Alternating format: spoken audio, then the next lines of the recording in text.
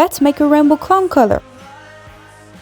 So you're going to make a pattern with a circus skirt.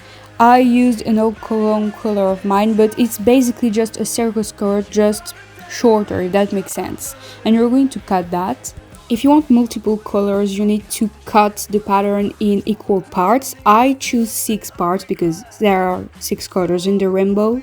You then pick your fabric and cut the pattern into the fabric in question. If you have multiple panels, you will have to cut each individual panels. Then it gets tricky because I wanted to sew the border, and at first I used that hand, then I used my sewing machine, but I don't know how to use that thing.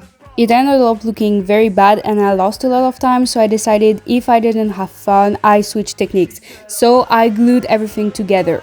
Just trust the process. Then I painted over the glue so it didn't look just plain white. And don't worry if you make mistakes because you can just draw on the fabric. I did that, you're not obligated to do that, you can just do a proper job, but that's how I do it. That's what it looked like so far, but it was not finished at all. Then I cut between the first and last panel because that's what I needed to do in the first place, and I accidentally just glued them together when it was not needed. Then I cut the borders and I trimmed them by hand. So yes, I did a little bit of sewing. I guess you can use glue for that, but I didn't want to. For a bit of decorations, I used pearls. I put 5 pearls on each panels, and yes, it was extremely long.